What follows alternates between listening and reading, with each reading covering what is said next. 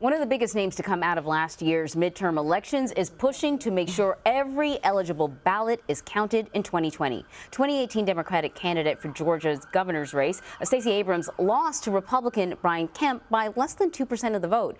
Abrams says voter suppression led to her defeat, and there are widespread reports of irregularities. Her new organization, Fair Fight 2020, is working to ensure that all eligible voters have access to the polls. The goal is to bring awareness and advocate for election reform while also engaging in targeted voter registration and other voter outreach programs. So for more insight into the organization, we are joined now by Stacey Abrams herself. Thank you so much for joining us here at CBSN.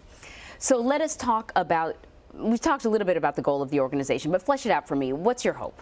Our hope is to ensure that every single ballot is cast and counted by eligible voters this year. And what we know is that in the 20 battleground states where we're operating, there have been difficulties, irregularities, and constrictions in whether you can cast your ballot, whether your ballot can be counted, and whether you actually can get on or stay on the rolls.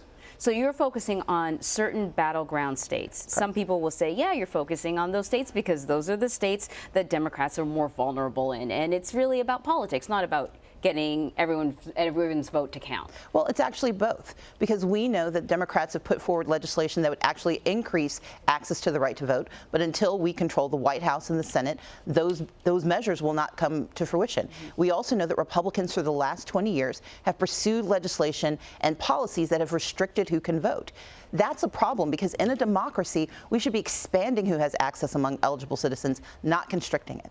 And you know, a lot of times when we talk about voter suppression, things come up like requiring ID. And you know, that's when some people hear that, they go, why don't you have ID? How is that suppressing your vote? Everyone has a driver's license. Well, not everyone has a driver's license, and that's the important part of voter suppression.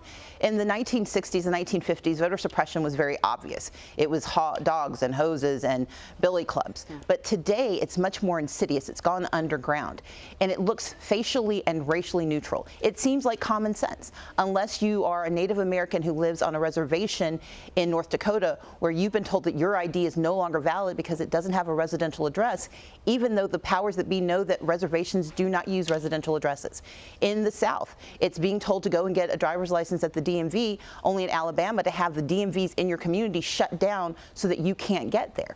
So we know that what they're setting are traps that seem very logical, but that have the direct effect and the predicted effect of actually suppressing the right to vote. I know that the former Attorney General, Eric Holder, is also working on another sort of prong of this, right? He's looking at redistricting, gerrymandering. Are you working together at all? He's been very supportive of the work, and through a separate organization that I founded called Fair Count, we're working on the census, because one of the ways redistricting happens is making sure that you count every person who lives in America.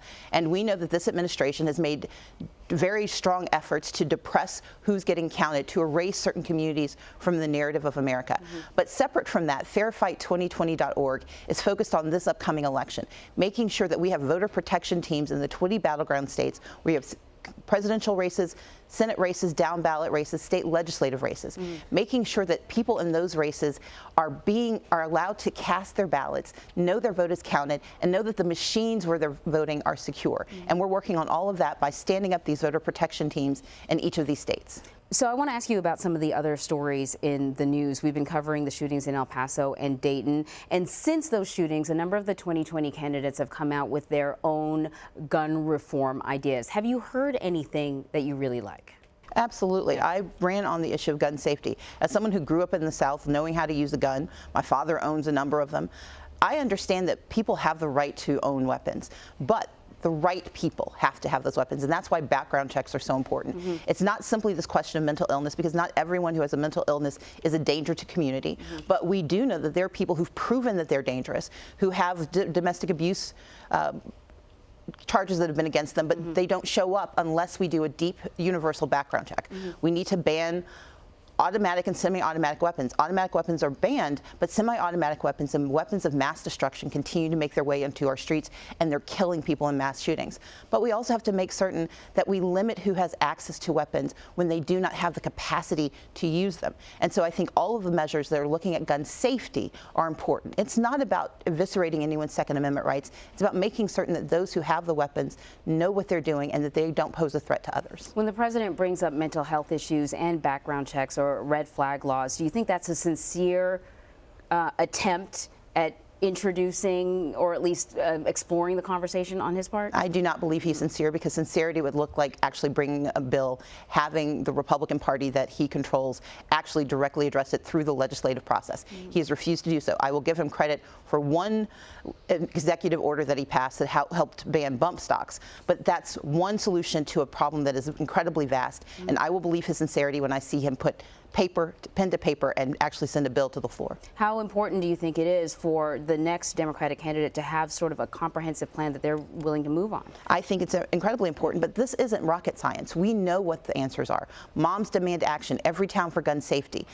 Legislators in the 1990s and 2000s, under President Obama, we have passed laws, we have introduced laws. What we have to have is the will to actually put those laws into place.